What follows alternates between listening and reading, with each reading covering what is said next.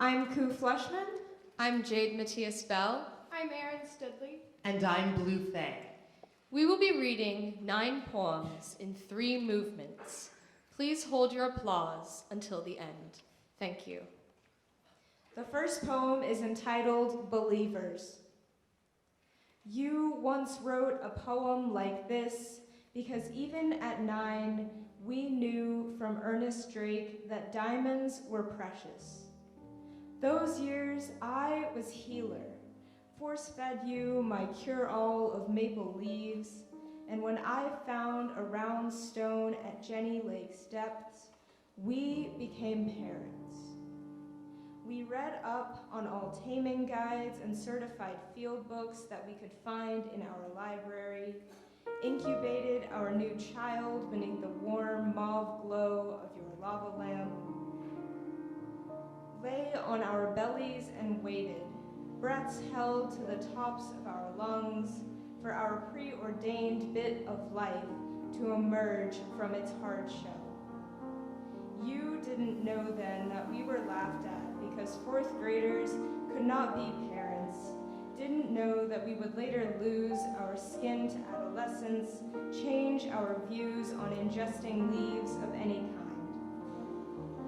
I didn't know that those afternoons would become a kind of precious, spent stomach down on your bed, watching faux phosphorescent life warm the one that would never grow. Didn't know that when we grew up, we would always have a different definition of child. Lineage. 1. In drifters, fishermen shucked tobacco from tin cans, what the holes would touch below, breasting the kelp striated, turning in and over itself. From the dock, my mother prays to the gulls once buoyant. She lets the tobacco thread their bills, each a bullet fed. 2. My mother, her mother, and mother before, steeple their palms on the dock, whose daughters watch as if in church, thighs grained and crossed, backs chafing the splintered pew. 3. We're learning a new language, unbroken in this sea, where silence is not submission, but our comfort.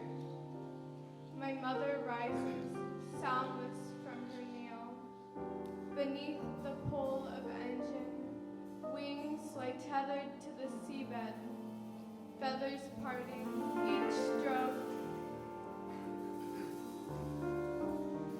Elegy for Anna Karenina. When your daughter asks about what happened to her mother, they will not tell her how they pulled your body off the tracks, or how they sewed up your stomach and cut away the silk from your scissored flesh. They will not tell her how the mortician pocketed your amber hairpins for his mistress, or how the women of St. Petersburg whispered your name through dinner parties and opera houses like something heretical.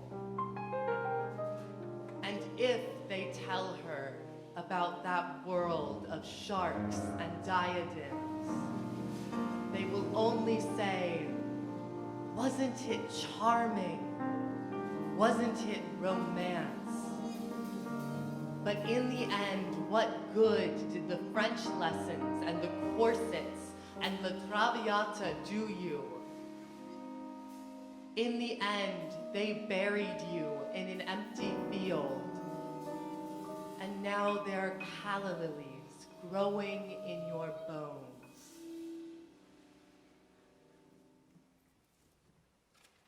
Prayer of Giordano Bruno on the night before his execution.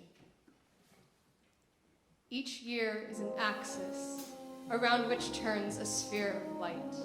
The moon moves in waves and courses, and pulled by horses arcs across horizon lines. skirts the curtain of the night. Our little world, imagine, turning in its cradle, torn up from roots, now spinning, mobile, unstable. Hold it all in the curve of a spoon and drink it. These stones that curl around me now were the bones of beasts. The least of them could fill this room. Listen. The sound of breath and blood. We are not iron, not wood, not bronze. The blossoming flood of the coronet of night. We did not write the laws that dictate when and where the stars will fall.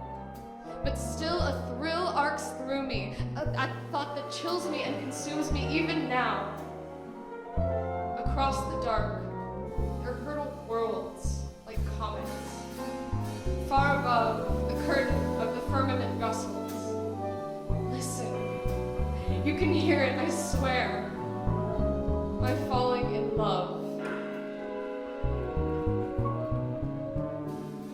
Alessandro, Rome. Leaned against a wall and with his teeth had pinned a cigarette to his lower lip. Standing with his back to black graffiti, he made combustion look pretty. Ciao, bello, he winked at me and my suitcase as I walked and stopped to watch him spit the cigarette beneath his boot heel. And I thought, but what I thought doesn't matter. I had a flight to catch, and a woman with a camera snapped the moment impossible to extend. And I never knew his name until I saw the photo in a downtown gallery in my new city. 50 years and much too late. Alessandro, I left, and I learned a new language and never thought of you more than 100 times in a year. There were beautiful boys in my new country too.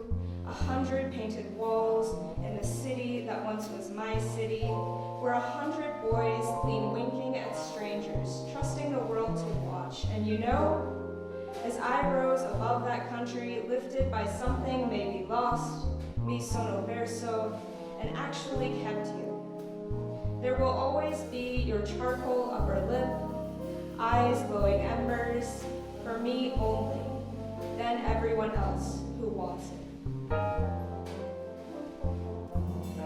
Lavender collarbone. He will paint you sitting on the floor, covered with a Turkish rug and surrounded by large pillows from Cordoba and Damascus, embroidered with geometric flowers and passages from the Quran. You will wear nothing but an unbuttoned nightshirt and a golden anklet in the form of a snake with 2 emerald eyes, wrapping its way up your calf. But he will paint every muscle in your body, tracing his brush along your thigh, your jaw, your collarbone, until he has reproduced you in such a way that even his enamored eyes cannot find a single fault. He will get 2 other boys to pose with you.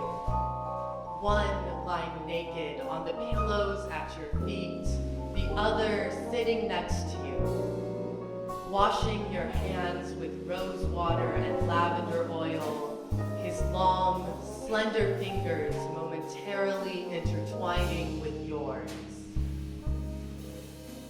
The critics will say that he has painted a story in your eyes. But when you see the painting in the museum for the first time, long after the gallery has opened, you will think that they are hollow. You will stand in front of the portrait all afternoon, but no one will recognize your face. And it will occur to you that you will only ever be seen through his eyes, that you will never be anything more than what he has made you.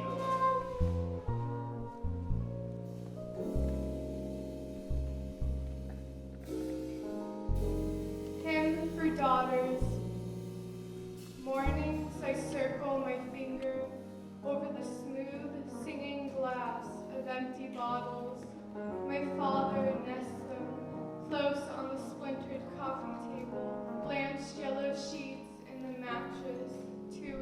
off the ground.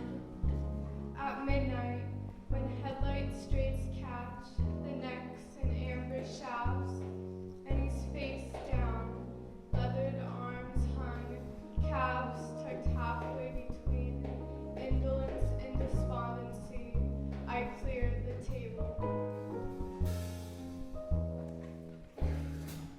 Full-blooded American. Chevy backseat on the side of a road after rain that crusts rust soil to your sneakers, where your father has told you to wait as uniformed men tell him to take his hands from his pockets. You press invisible whiteness into your dark knuckles and wish for a way to scar it to yourself, because you know the officers can't see your American father's color, the same shade you search for in yourself.